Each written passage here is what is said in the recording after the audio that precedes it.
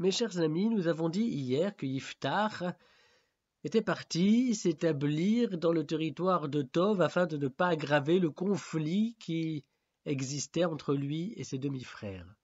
Revenons à ce territoire qui s'appelle Tov, Tov c'est le bien, où Yiftar s'est donc établi.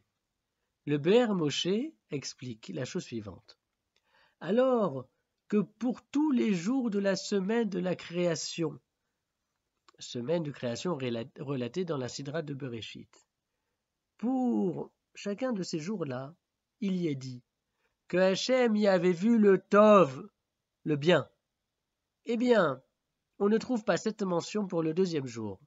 Il n'est pas dit pour le deuxième jour de la création que Dieu avait vu que c'était bien, que c'était Tov. Et le Midrash justifie cette absence de la manière suivante. Le deuxième jour est par essence et par définition jour de division, puisque l'unité du temps premier, le jour, est brisée par la survenue de son lendemain, le deuxième jour. Et par ailleurs, c'est en ce deuxième jour que les eaux furent divisées en Maïm Elionim et Maïm Tartonim, divisées en eau d'en haut et en eau d'en bas. Et c'est donc en ce jour, nous dit le Midrash, que la machloket, que la scission, séparation, la division est née. Et celle-ci, ne peut être associée à la notion de bien, à la notion de Tov. Et voilà pourquoi, pour le deuxième jour de la création, il n'est pas dit que Dieu a vu que c'était bien.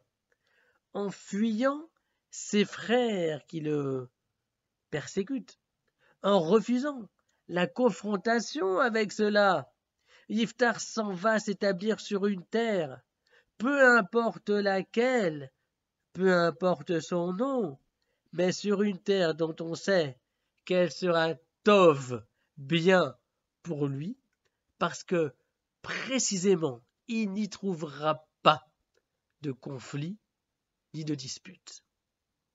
Que les chemins de vie que nous devons emprunter ne soient remplis que de Tov. Rak Besorotov.